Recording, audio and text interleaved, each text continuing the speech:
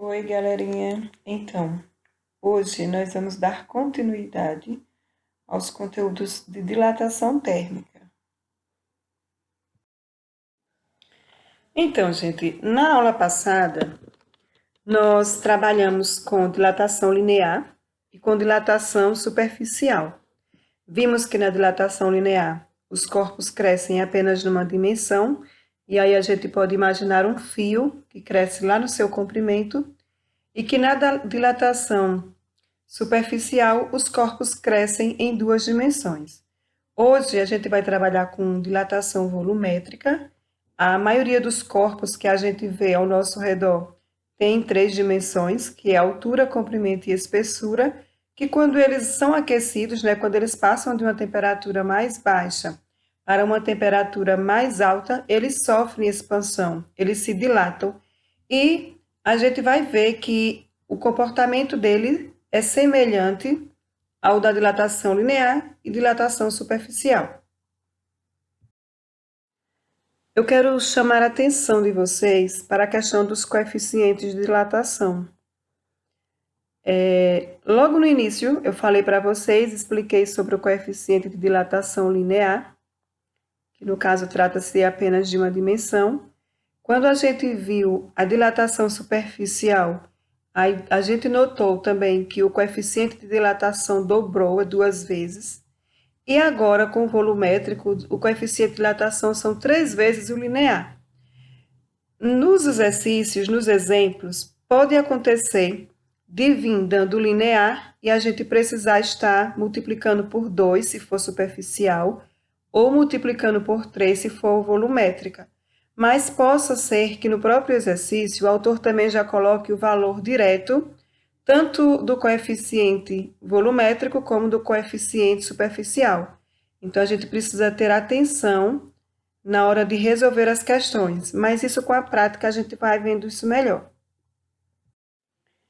A dilatação volumétrica, assim como na linear e na superficial, vai depender de 3 fatores básicos, que vai ser o quê? No caso de volumétrica, vai ser do seu volume inicial, vai depender do material em que ele é feito, é aí onde a gente vai ver o seu coeficiente de dilatação, nesse caso agora o coeficiente de dilatação volumétrico, que vai ser 3 vezes o valor do coeficiente de dilatação linear, e a variação de temperatura em que esse corpo sofreu. A gente vai ver mais na frente a equação e vai ser uma equação bem semelhante. Notem que a equação é semelhante às anteriores.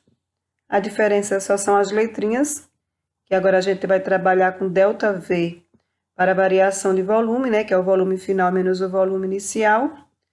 Variação de temperatura permanece. E o lambda, que é o coeficiente de dilatação volumétrico. E também eu coloquei para vocês aí a relação que existe entre os 3 coeficientes: o volumétrico, o superficial e o linear. Então, gente, eu acabei de falar para vocês sobre a dilatação nos sólidos, só que não são apenas os sólidos que dilatam quando eles são aquecidos. Acontece também isso com os líquidos. Os líquidos também, quando eles sofrem alteração na temperatura, eles também dilatam. E aí a gente vai ver a partir de agora como isso acontece. Se a gente observar um recipiente com líquido dentro e esse líquido for aquecido, a gente vai ter a impressão que apenas o líquido aumentou o seu volume, que o recipiente ele não aumentou. Por que que isso acontece? Porque o líquido ele tem uma maior facilidade de absorver calor, então ele sofre uma maior variação no seu volume, se for comparar com o sólido. Então, a gente tem essa impressão de que o líquido dilatou e que o sólido não. Na verdade, os dois dilataram. O que a gente percebe, então, de dilatação do líquido não foi a dilatação real, mas sim a dilatação aparente. E aí a gente vai ver isso de forma mais detalhada logo a seguir.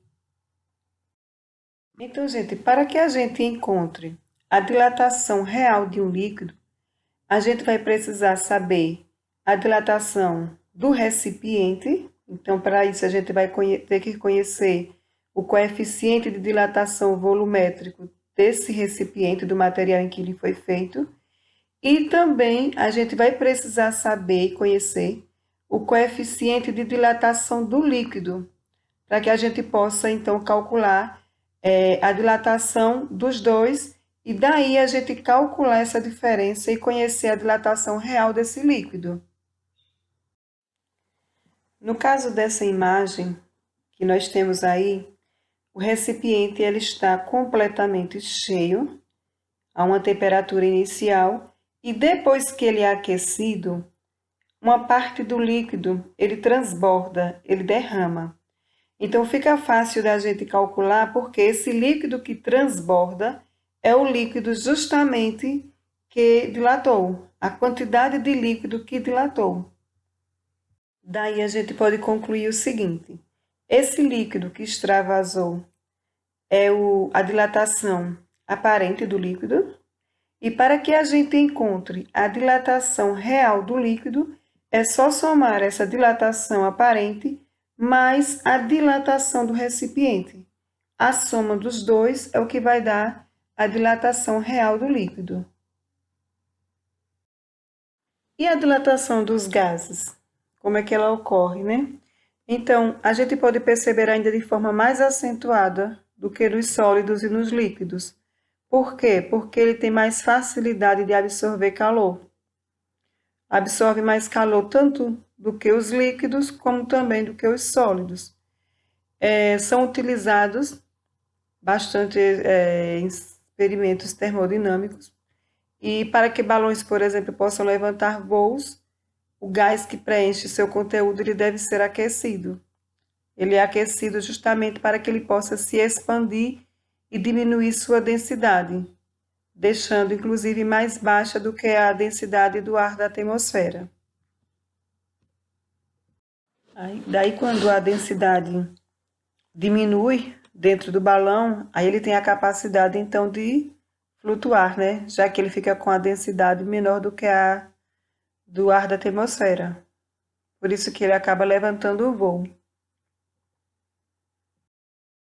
Eu estou finalizando, deixando essa atividade simples para vocês, que é para mostrar como funciona de forma prática a dilatação dos líquidos e gases, e vocês deverão ler no próprio livro didático um pouco mais sobre esse conteúdo que a gente acabou de ver para reforçar o que a gente viu aqui, tá certo?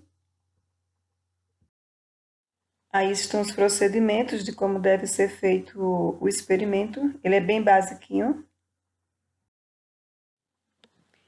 E assim a gente finaliza mais uma aula. Espero que vocês tenham entendido esse conteúdo. Mas para reforçar melhor o que a gente viu aqui, leiam lá no livro de vocês, onde trata desse conteúdo. E até a nossa próxima aula. Beijos!